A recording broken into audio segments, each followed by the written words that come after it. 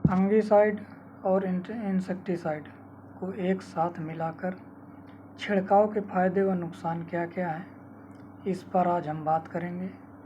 नमस्ते किसान भाइयों, मैं के किसान स्वागत करता हूं आप सभी का अपने यूट्यूब चैनल के किसान बैठक पर। इस चैनल के माध्यम से कृषि में किस समय क्या क्या दें और क्या न दें, इस विषय पर जानकारी साझा की जाती है।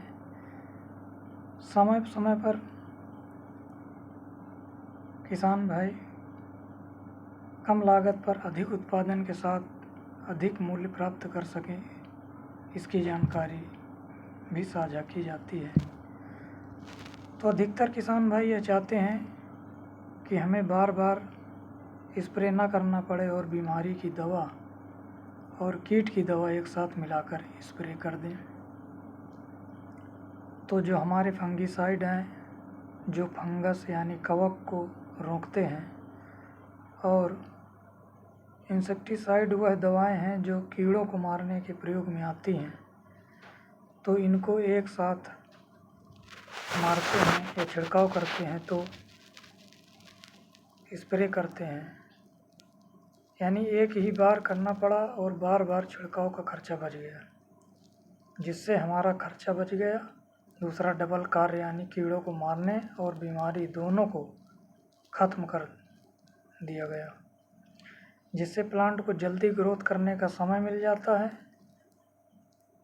और पौधा हेल्दी भी रहता है। लेकिन दूसरा नुकसान क्या है, यह देखिए। यह भी एक केमिकल है, यानी फंगिसाइड भी एक केमिकल है और इंसेक्टिसाइड भी एक केमिकल है।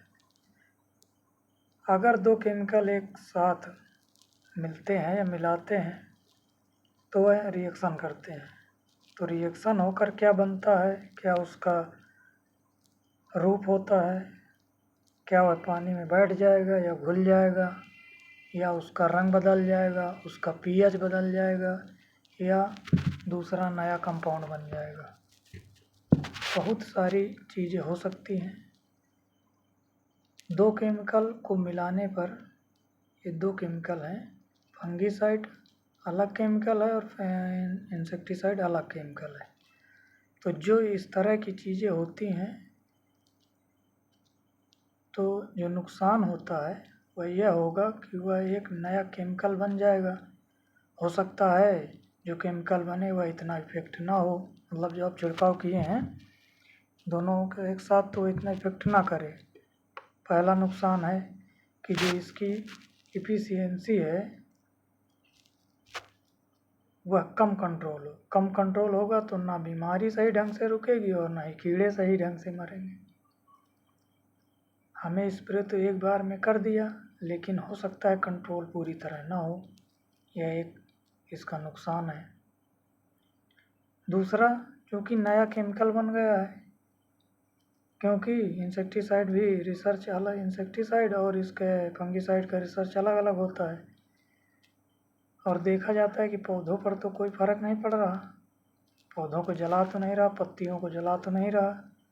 लेकिन जब ये दोनों मिला दिया जाए और एक नया केमिकल बनाए, हो सकता है पत्तियों को झुलसा दे या नुकसान कर जाए, यानी इसका फसल पर भी असर हो सकता है। तीसरा, यह केमिकल जो हमारे मित्र कीट हैं उनको ख़त्म कर सकता है, उनकी संख्या कम हो सकती है, इससे फसल को नुकसान हो सकता है, जिसके कारण लागत बढ़ सकती है, क्योंकि इसके रोकथाम के लिए हमें फिर से अन्य दवाओं का प्रयोग करना पड़ेगा, तो लागत कम होने की बजाय अधिक हो जाएगी। ये तो नुकसान है। लेकिन जो मैंने शुरू में बताया कि यदि कोई नया केमिकल नहीं बनता, कोई रिएक्शन नहीं करता, तब हम स्प्रे कर सकते हैं। ये सबसे बड़ा फ़ायदा है। तो हमें कैसे पता चले कि इसे मिलाया जाए या ना मिलाया जाए, इससे फ़ायदा होगा या नुकसान होगा। देखिए, जो भी केमिकल होता है उसकी टेस्टिंग करके बताया जाता है कि इसको हम किस केमिकल के साथ मिला सकते हैं या नहीं मिला सकते।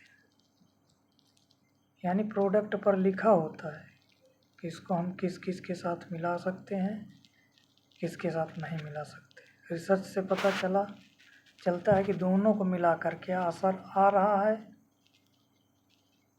क्या नहीं हो रहा। डिब्बों पर लिखा हो तो हमें मिलाना चाहिए, अन्यथा नहीं मिलाना चाहिए।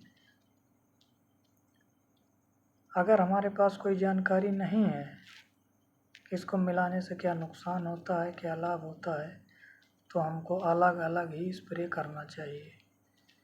एक साथ स्प्रे नहीं करें, स्प्रे करने से बचें ताकि हमें किसी प्रकार का नुकसान ना हो फसल में और हमारी फसल स्वस्थ अच्छी हो, उत्पादन हमें अच्छा मिले। तो इसका विशेष ध्यान रखें किसान भाइयों, आप स्प्रे करें। बहुत बहुत धन्यवाद।